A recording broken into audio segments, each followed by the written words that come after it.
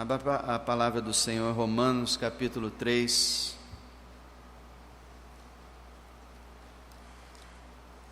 Romanos capítulo 3, verso 23 e 24. Romanos 3, 23 e 24.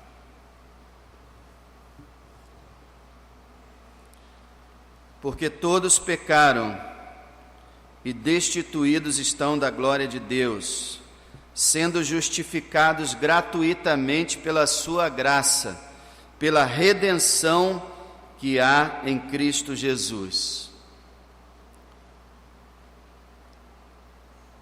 Irmãos, uma coisa que eu queria deixar assim bem claro para todos: o Evangelho, ele tem que ser pregado e deve ser pregado, mesmo que haja poucos visitantes. A pregação do Evangelho é extremamente necessária, por duas razões. Nem todo que é membro da igreja local é membro da igreja celestial. Há pessoas que ainda precisam nascer de novo, mesmo sendo membros de uma igreja. Ser membro de uma igreja não garante que uma pessoa nasceu de novo. Então é imprescindível pregar o Evangelho. Segundo lugar, o crente precisa ouvir o Evangelho sempre, para que ele possa glorificar o seu Deus mais e mais, entendendo o que foi feito por ele, e também para que ele possa aprender a transmitir esse Evangelho aos perdidos com quem ele tem contato. Então, o Evangelho, meu amado, sempre é útil, sempre é importante. Por mais que a gente pense que a gente conhece o Evangelho, ele é mais profundo do que nós pensamos. Ao mesmo tempo ele é simples, ao mesmo tempo ele é profundo. Então eu gostaria de te falar nessa noite mais uma vez sobre o Evangelho. Vocês sabem que o Evangelho é a mais maravilhosa notícia que já foi anunciada à humanidade. No dia do nascimento do Senhor Jesus Cristo, o anjo apareceu aos pastores e disse: eis que vos trago novas de grande alegria, que será para todo o povo, pois na cidade de Davi vos nasceu hoje o Salvador, que é Cristo o Senhor. Trago novas de grande alegria. Então o Evangelho é uma notícia incomparável. Você pode imaginar a melhor notícia que pode sair assim na mídia, para o mundo todo, nenhuma delas pode ser comparada ao Evangelho. Agora, essa maravilhosa notícia, ela tem como pano de fundo uma má notícia. E é aí que muita gente não entende. Tem pessoas que nunca pregam o Evangelho, e tem pessoas que pregam o Evangelho sem o pano de fundo, sem o contexto, sem a má notícia. Porque a boa notícia do Evangelho só se torna boa notícia quando você é informado da má notícia e quando você acredita na má notícia. Como, por exemplo, as estrelas, elas brilham à noite justamente por causa do céu escuro. Você não vê o brilho das estrelas de dia, porque o céu está claro. As estrelas brilham à noite por causa do pano de fundo do céu escuro. Assim, o Evangelho brilha quando ele é contrastado com a escuridão que cobre a humanidade. Então não existe boa nova sem a má notícia. Existe a má notícia e a boa notícia. E quando as pessoas, às vezes elas falam assim: eu tenho duas notícias para te trazer, uma boa e uma má. Qual você quer ouvir primeiro? As pessoas não falam assim: eu tenho duas notícias para te trazer, uma boa e uma má, mas eu só vou falar a boa. As pessoas não falam assim. As pessoas falam: tem uma boa e uma má, vou falar as duas, qual você quer primeiro? porque você não pode ocultar uma notícia porque ela é má. Você não pode ocultar uma verdade só porque é uma má notícia. Você tem que falar as duas notícias. Então você tem que falar a boa notícia e a má notícia. E a ordem divina é a seguinte: a má notícia primeiro, depois a boa notícia. E é o que eu vou fazer aqui, em nome do Senhor. É o que está aqui no nosso verso 23 e 24. Primeiro nós temos a má notícia. Qual é a má notícia? Está declarada no verso 23. Eu vou definir para você com palavras simples. A má notícia é a seguinte: todos são pecadores, por causa disso estão expulsos da presença de Deus e destinados a viver assim eternamente. Olha o versículo 23. Porque todos pecaram e destituídos estão da glória de Deus. Essa é a má notícia. Vou repetir: todos são pecadores, todos pecaram, por causa disso estão expulsos da presença de Deus e destituídos estão da glória de Deus. E o restante da Bíblia nos informa que estão destinados a viver assim, distantes da presença de Deus eternamente, se a boa notícia não chegar às suas vidas. Essa é a má notícia. É uma péssima notícia, é uma terrível notícia, e é uma notícia verdadeira. Agora existe a boa notícia, a boa nova de salvação em Cristo Jesus, dentro do pano de fundo dessa notícia má que eu te dei. Olha o verso 24, o verso 24 é a boa notícia. Sendo justificados gratuitamente pela sua graça, pela redenção que há em Cristo Jesus. Qual é a boa notícia?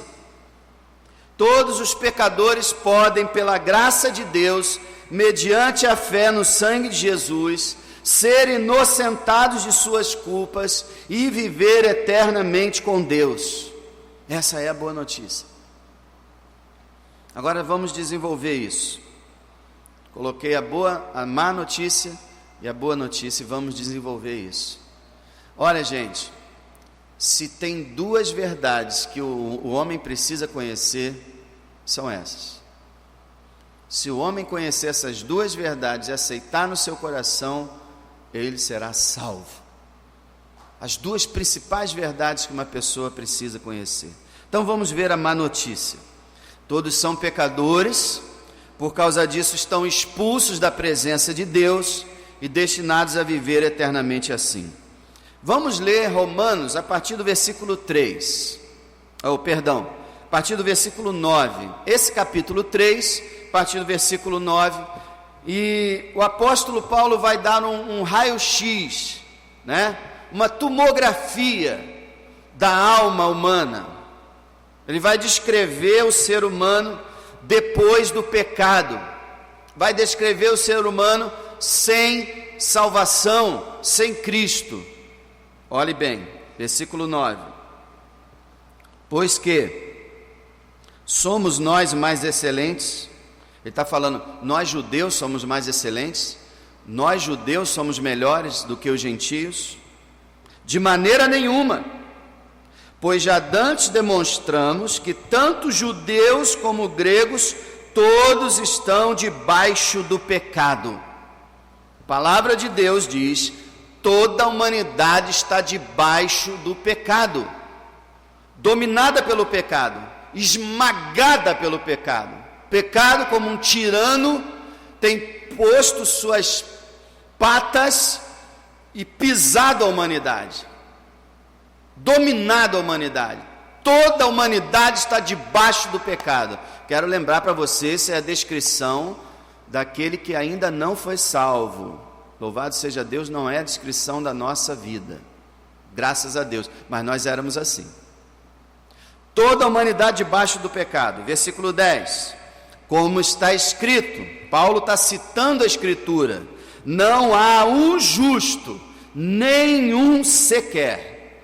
Não há nenhuma pessoa justa por essência, por natureza. Não há nenhuma só. Verso 11: não há ninguém que entenda, não há ninguém que busque a Deus.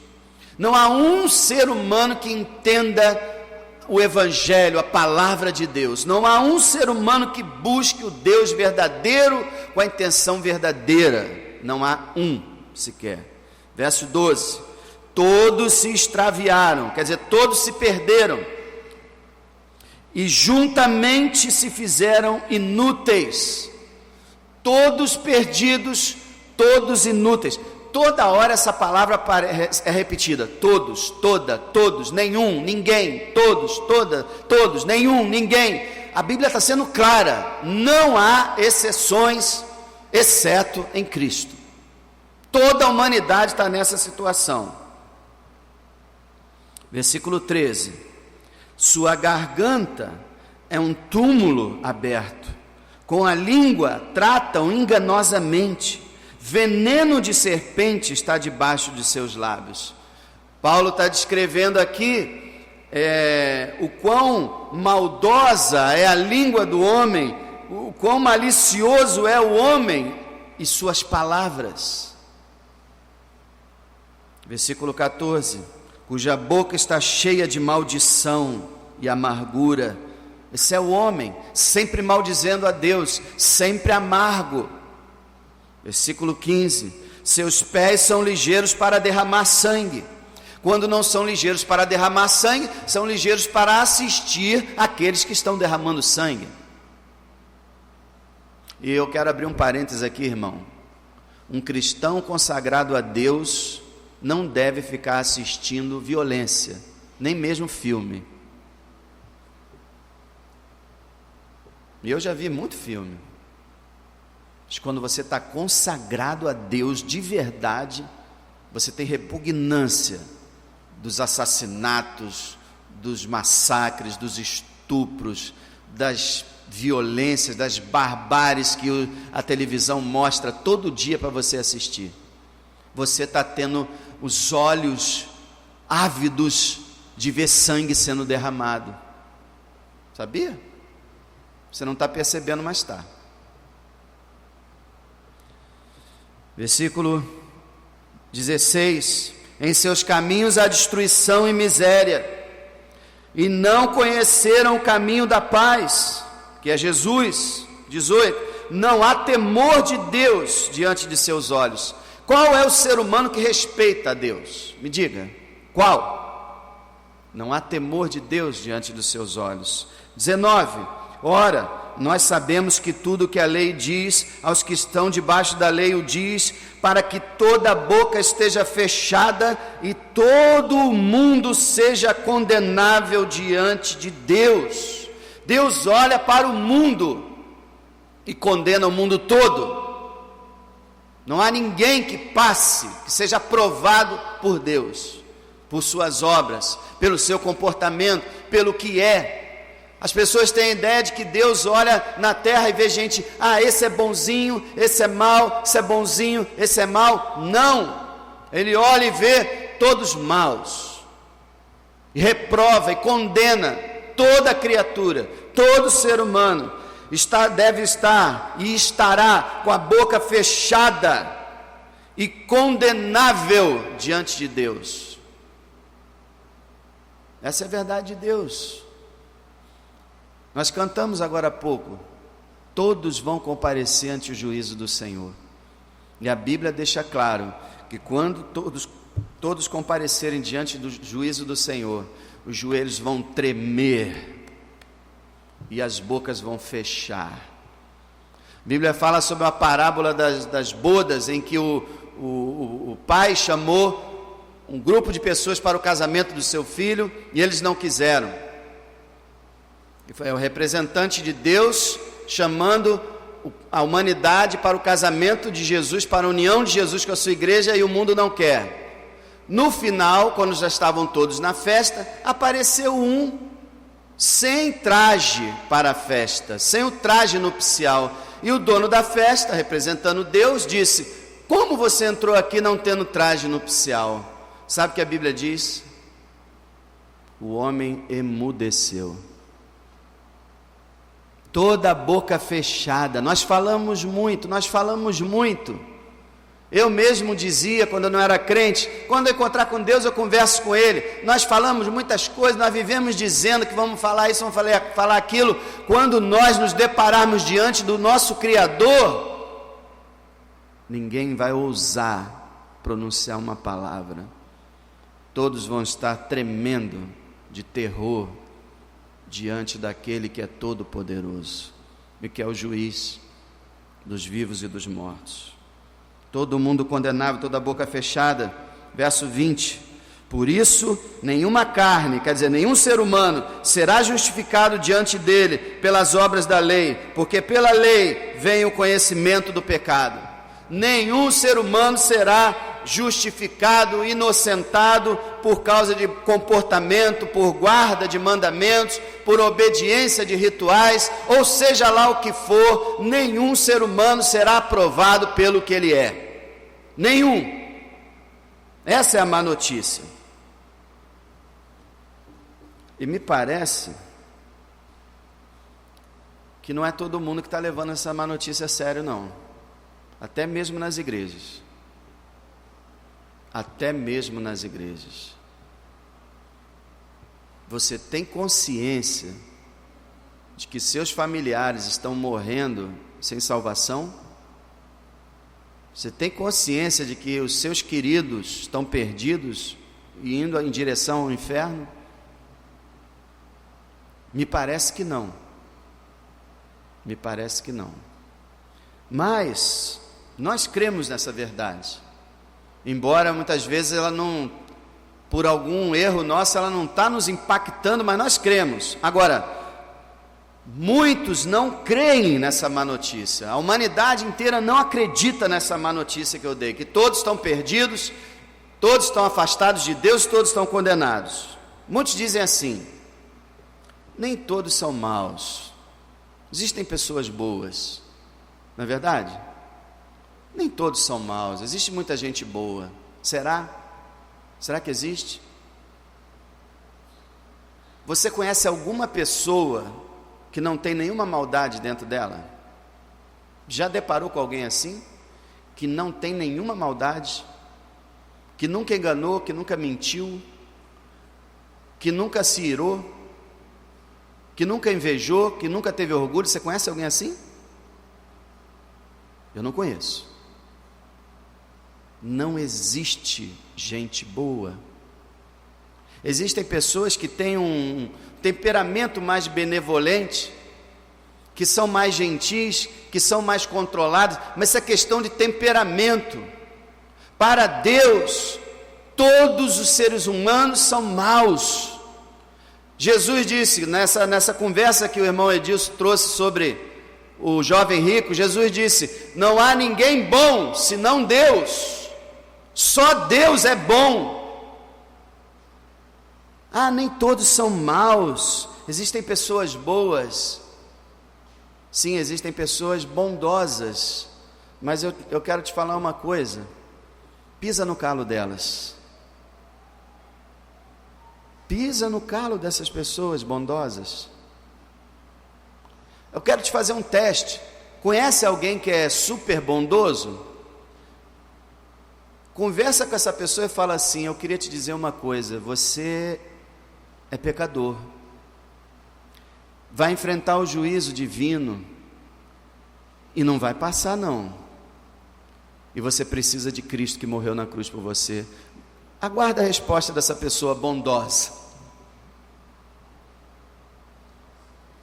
Ela vai se irar com você. Na mesma hora você vai perceber a maldade. Outra coisa, as pessoas são bondosas, apresenta para elas o Deus da Bíblia.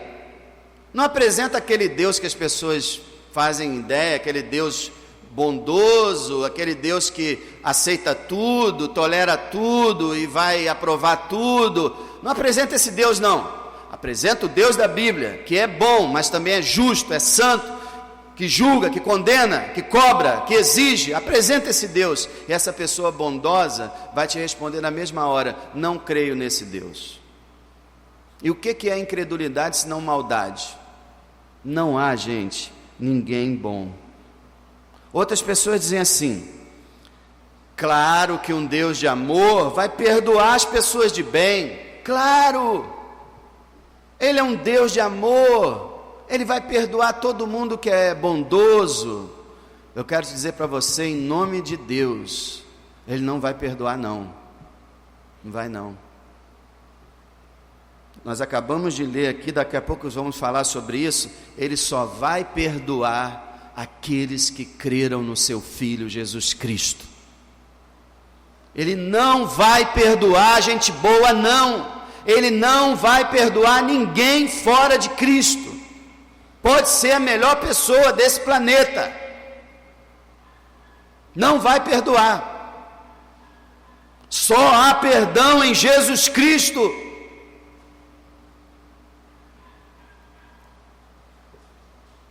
Se houvesse perdão em outro lugar, por que o meu Salvador sangraria naquela cruz? Por que Ele sofreria tanto? Se há outro jeito da pessoa ser perdoada, não há outro jeito. Não haverá perdão para ninguém fora de Jesus Cristo.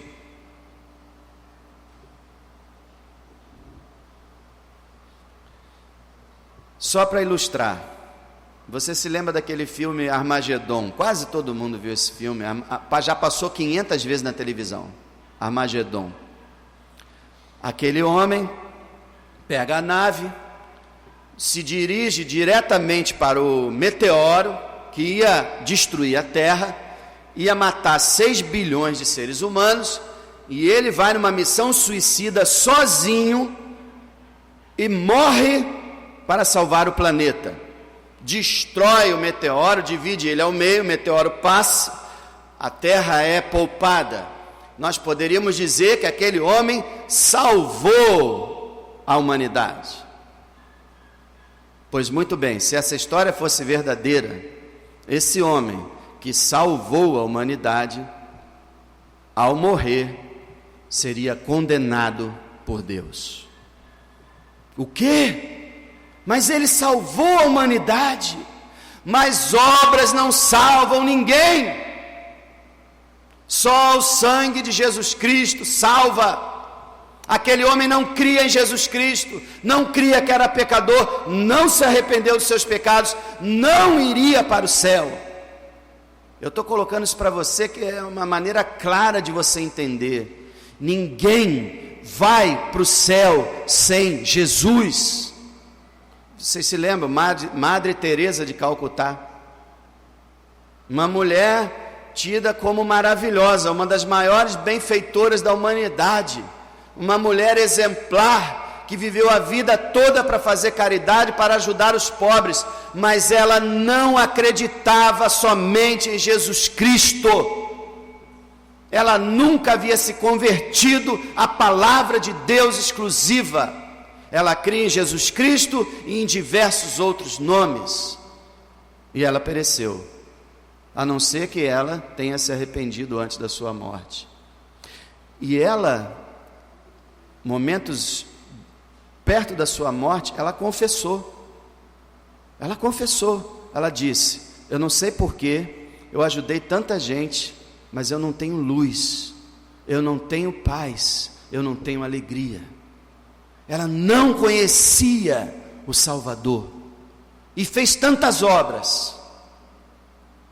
Deus não vai perdoar pessoas de bem, porque não existe pessoas de bem, e porque obras não têm capacidade de aprovar ninguém diante de um Deus tão santo. Mas outras pessoas dizem assim: não acredito no inferno.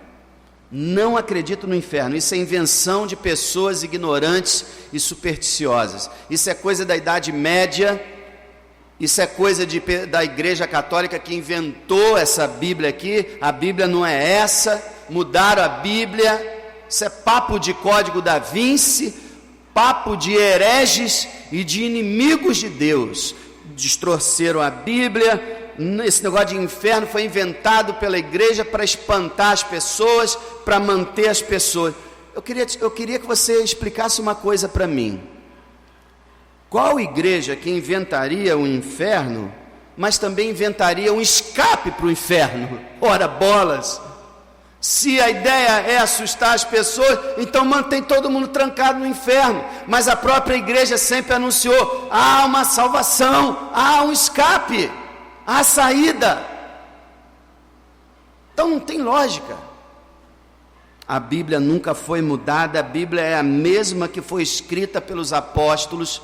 Existem centenas de pais da igreja. Se você estudar, você pode estudar, está na internet, bota lá pais da igreja, século I, século II, século III, IV, V, VI, que criam nessa verdade, ensinavam essa verdade, citavam as escrituras exatamente como está escrito aqui na minha Bíblia.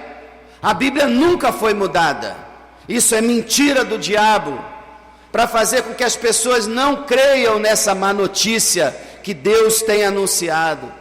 Existe o inferno sim, quer você acredite ou não, existe o inferno sim, ele é real. Eu quero dizer para você uma coisa. Hoje eu estava consultando sites.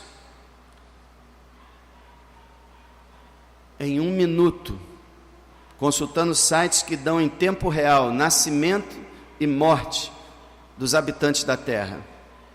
Em 1 minuto, a média é que 110 pessoas morram em cada minuto. Isso dá mais ou menos quase 2 pessoas por segundo. Então morreram 2, 4, 6, 8, 10, só nesse tempo que eu falei, e mais de 90% delas estão descendo ao inferno. Você vê como o inferno realmente está cheio. É uma coisa horrível, irmãos, mas é a verdade da palavra de Deus. Existe o inferno, mas há pessoas que dizem assim: eu não me vejo tão pecador assim para merecer o inferno. Você pode não se ver tão pecador assim, mas você é. E o que interessa não é o que você vê, mas o que Deus vê. Deus vê o teu coração e vê maldade. Deus vê o teu coração e vê orgulho. Deus vê o teu coração e vê maldade, vê vaidade, vê incredulidade, e não dá para o homem habitar com Deus desse jeito. Você pode não se sentir mal, mas você é mal. Eu sou mal. Todos somos muito maus.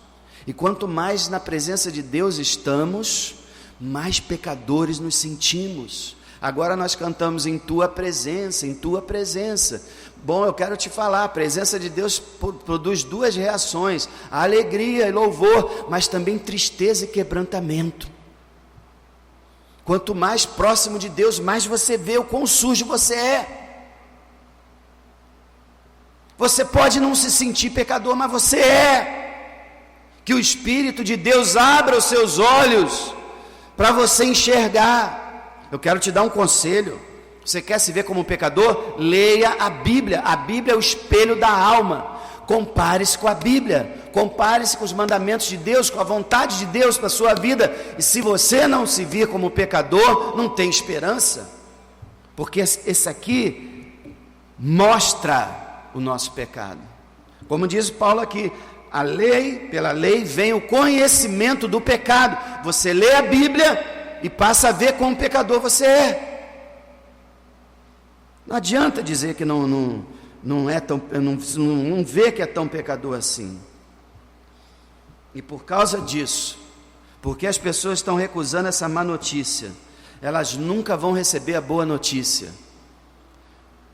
A pessoa que não aceitar que é pecadora, que está condenada ao juízo divino e que está perdida, nunca será salva.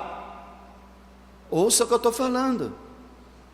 Quem nunca entender a sua perdição, nunca será salvo. Por isso a má notícia é tão importante. Mas a boa notícia é que apesar dessa desgraça que a humanidade está, dessa ruína, dessa tragédia, Deus agiu. A boa nova é que todos os pecadores podem, pela graça de Deus, mediante a fé no sangue de Jesus, ser inocentados das suas culpas e habitar com Deus para sempre. Olha o versículo, vamos ler o versículo 23 e 24. Paulo diz aí, porque todos pecaram e destituídos estão da glória de Deus. Mas vem a boa notícia, sendo justificados gratuitamente pela sua graça, pela redenção que há em Cristo Jesus. Veja, amado, a notícia é que Deus pode justificar você. O que é justificar? Declarar justo. Deus, na sua graça, na sua misericórdia, como juiz de todas as coisas, pode bater o martelo e te declarar justo.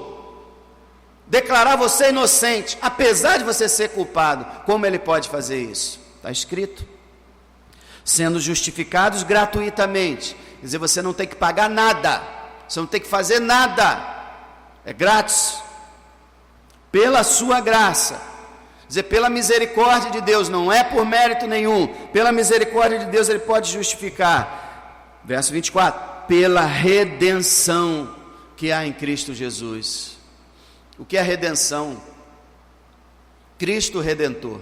Está lá a estátua lá chamada Cristo Redentor. O que é redentor? O que é redenção? Uma das palavras mais lindas da Bíblia. Redenção significa o pagamento do preço de um resgate de alguém que foi sequestrado. Redenção é o pagamento de um resgate para a libertação de alguém. Na época dos escravos, uma pessoa bondosa, ela pagava uma quantia e libertava o escravo. Pois nosso Salvador Jesus Cristo pagou uma quantia para nos libertar da escravidão do pecado. Que quantia foi essa? O sangue dele. O sangue dele.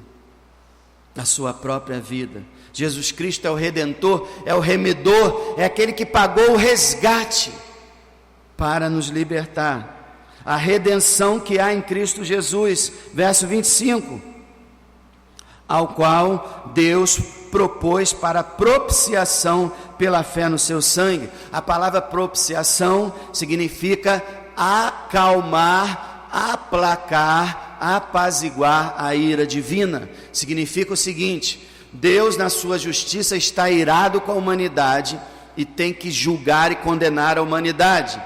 Mas Deus mesmo enviou seu Filho para receber essa ira, para que Deus possa remover a ira do pecador. Deus então despeja a ira dele nesse representante, para não despejar a sua ira sobre mim, sobre você. Ele mesmo, Deus, propôs o Filho dele para propiciar a nossa alma pelo seu sangue. Ele foi ofertado como um sacrifício, como uma oferta no nosso lugar. E ele continua no verso 25: para demonstrar a sua justiça pela remissão dos pecados dantes cometidos sob a paciência de Deus. O que Paulo está falando é o seguinte: que Deus, ao dar o seu Filho para receber a ira dele, ele pode então cancelar os nossos pecados passados. Ele pode apagar os pecados dos judeus que viveram antes de Cristo vir e que se converteram a Deus e que morreram. O sangue de Cristo cobriu o pecado de Davi, o sangue de Cristo cobriu o pecado de Moisés, o pecado de Adão e os nossos pecados passados. Todos os pecados cobertos. No verso 26, para demonstração da sua justiça nesse tempo presente, para que ele seja justo e justificador daquele que tem fé em Jesus. Veja bem, Deus se torna com o sacrifício de Cristo justo, e justificador. O que é justificador? Aquele que declara o pecador justo e continua sendo justo. O que é isso? Houve um grande dilema,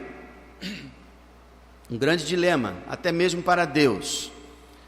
Como eu posso perdoar o pecador e declarar ele justo, sendo que ele é pecador?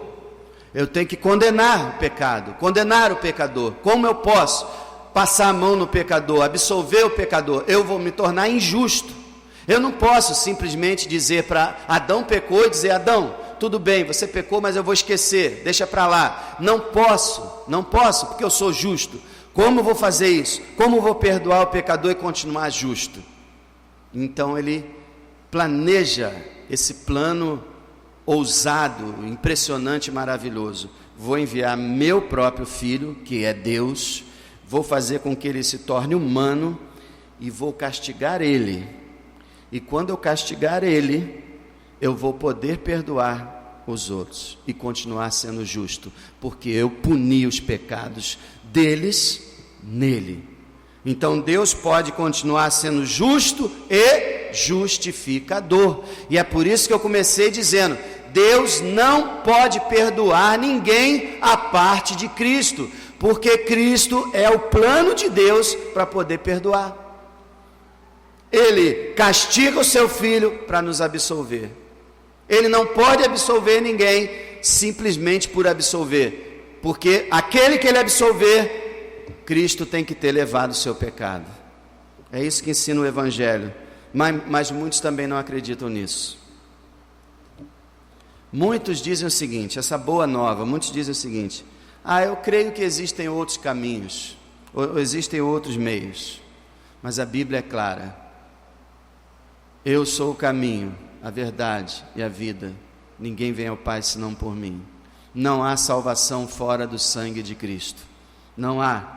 Outros dizem assim, muita gente escreve sobre isso, essas coisas que eu estou falando para você, são discussões que duram séculos, desde que Cristo morreu e ressuscitou. Muitos dizem assim: eu não penso que seja justo pagar pelos outros. Isso não é justo. Na justiça humana, nós sabemos disso. Se alguém comete um crime, não pode ir a mãe dele lá para morrer pela pessoa, não pode.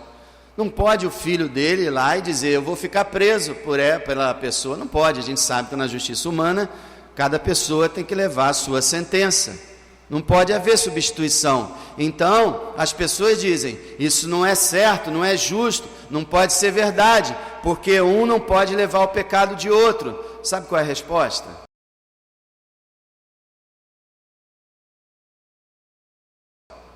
Quem é o juiz? Deus ou os homens? Deus é o juiz. E Deus decretou que Jesus Cristo levou os pecados dos pecadores. Assim como Adão, todos os seres humanos herdaram o pecado de Adão, assim todos os seres humanos podem herdar a crucificação, a obra de Cristo na cruz. Adão era o representante da humanidade, Jesus se tornou o segundo representante da humanidade, o segundo Adão. Através de Adão todos morreram, através de Cristo todos podem ser salvos e podem ressuscitar. Deus decretou isso, e quem é o homem para dizer que é injusto? Se Deus disse que é justo, quem é o homem para dizer que é injusto? Está sendo um tolo. Acredite em Deus. Cristo levou os nossos pecados e Deus declarou isso justo, então é justo. Outras pessoas dizem: não acredito que a morte de um homem há 2 milênios atrás possa ter algum efeito para mim hoje. Não acredita? Pois eu digo para você, se a humanidade durar 6.000 anos, 60.000 anos, 600.000 anos, enquanto durar a humanidade, a porta da salvação estará aberta e o sangue de Jesus é suficiente para salvá-lo. Enquanto houver humanidade, o sangue de Jesus é suficiente para salvá-lo. Não importa se foi 2.000 anos atrás ou se vai ser daqui a 600.000 anos na frente, não importa. O sangue de Jesus tem um valor eterno, e aquele que morreu há 2.000 anos atrás está vivo e poderoso para salvá-lo. O sangue dele vale eternamente, porque se não valesse eternamente, quem entrasse no céu, depois teria que sair de lá, seria expulso de lá, porque o sangue de Jesus perdeu a validade. Mas o sangue de Jesus não tem prazo de validade estampado, o sangue de Jesus vale eternamente. Ele é poderoso para salvá-lo, ele ressuscitou dos mortos, e o seu Espírito está aqui entre nós. Ele vive para interceder por você, vive para buscar você e para salvar você. Outros dizem assim: não acredito que se eu apenas crer, eu vou ser salvo. Eu tenho que fazer alguma coisa? Eu nunca ouvi falar de uma religião que é só acreditar, não é possível. Eu tenho que fazer algum sacrifício, eu tenho que fazer algum curso, eu tenho que fazer alguma coisa. Não, meu amado, você não tem que fazer nada. Deus salva pela sua graça. A obra do homem não faz parte da salvação. Você não tem que fazer nada. Deus já fez tudo em Cristo Jesus. Você tem apenas que acreditar e confiar, que crer. Somente crer. A pessoa diz assim: mas é muito fácil, não pode ser verdade. É verdade. É verdade. Crê no Senhor Jesus Cristo e serás salvo, diz a palavra do Senhor. Crê no Senhor Jesus Cristo. Certa vez um rapaz de 14 anos estava entrando numa igreja lá no século XIX, se tornou um dos maiores pregadores da história da igreja.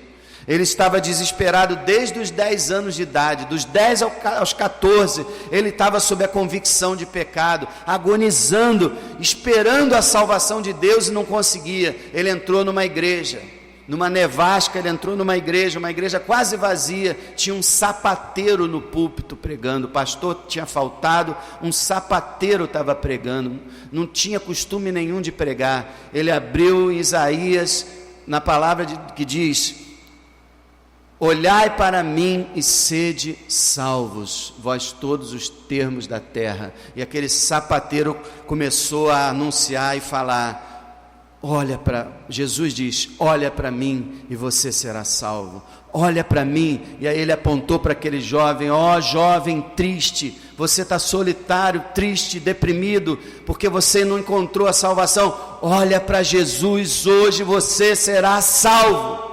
Adivinha o que aconteceu? Ele olhou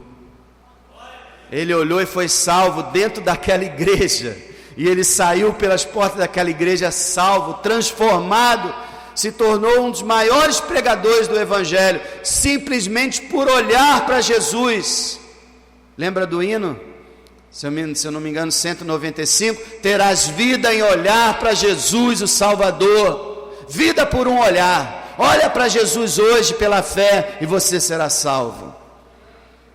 É só olhar, é só acreditar, não tem que fazer nada, o Senhor já fez tudo. Mas tem umas pessoas que dizem assim: eu acredito que eu sou pecador, eu acredito que eu estou perdido, mas não há esperança para mim. Sabia que tem gente assim? Não há mais esperança para mim. Amado, há esperança para você. Lembra daquele cântico? Há esperança para você. Jesus continua vivo, a porta da salvação está aberta, você ainda não morreu, há esperança para você. Crê no Senhor Jesus Cristo nessa noite e será salvo. Ninguém foi tão pecador que Jesus não pudesse salvar. Jesus salvou Manassés, um assassino. Jesus salvou Paulo, um blasfemo. Jesus salvou a mim, um incrédulo e blasfemo. Jesus salvou tantos pecadores que estão aqui. Jesus pode salvá-lo. Há esperança para você. Há esperança. Mas essas pessoas não creem, e aí a boa notícia não tem efeito. E você? Você acredita na má notícia? Você acredita que é um pecador, que não é digno de entrar na presença de Deus? Você acredita que você será julgado e condenado? Creia nisso. Se você acredita nisso, você está em meio caminho andado. Você crê nisso? Muito bem. Então creia na boa nova. Deus amou de tal maneira que deu seu Filho unigênito para que você não morra, mas tenha vida eterna. Jesus Cristo ama você, morreu por você, você não está aqui por acaso, o Senhor quer salvar você. Crê no Senhor Jesus Cristo agora, e você será salvo. Acredita na má notícia, acredita na boa notícia, e seja salvo, em nome de Jesus. Simplesmente creia, simplesmente confie. É uma boa nova maravilhosa e única. Não há outra chance, não há outra salvação, não há outra porta pela qual você possa entrar, não há outro caminho, não há outra vida. A minha oração, irmão, irmã, você que está aqui, você é membro da igreja, e você às vezes fica pensando assim: será que eu sou salvo? Não sei se eu sou salvo, porque eu faço isso, eu faço aquilo, não faço isso, não faço aquilo. Só tenho um conselho para você: olha para Jesus, vá à cruz, se derrame ali, derrame sua alma diante do Salvador, despeje sua vida diante dele, e você terá certeza da salvação. É sempre assim que se obtém a certeza da salvação. Vá a Cristo, volte a Ele, renove sua fé, renove sua entrega, seu arrependimento. Sabe quando o irmão fala assim: poxa, eu senti tanto a mensagem que se eu não fosse crente eu me converteria agora. Sabe o que é isso? Sabe o que é isso? Renovação da sua fé, renovação do seu arrependimento, certeza da sua salvação. Vá até Cristo, vá até Cristo como um pecador. Se você não consegue orar como um santo, ore como um pecador. Vá até Deus e diga: Senhor, tem misericórdia de mim, pecador. Vá até Cristo, olhe para Cristo, creia em Cristo, e Ele salvará, Ele mudará a tua vida, Ele vai abrir um novo horizonte para você, você verá um novo futuro, sua alma viverá, você será liberto do pecado, de Satanás, e será absolvido no juízo vindouro. Creia nessa palavra, é a palavra do Senhor, é a palavra de Deus. Creia, creia para que você seja salvo. Não há outra mensagem, não tenho mais nada a te dizer do que isso. Você está perdido, só Jesus Cristo pode te salvar. Creia nele e Ele te salvará. Oremos.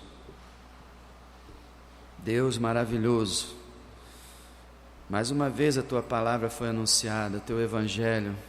Nossa oração, Senhor, é que a obra do Espírito Santo seja realizada nos corações, para que o sangue de Jesus seja aplicado nas almas nessa hora, para que alguém nessa noite possa encontrar a paz em Cristo Jesus, alguém possa ser reconciliado, alguém possa ser salvo.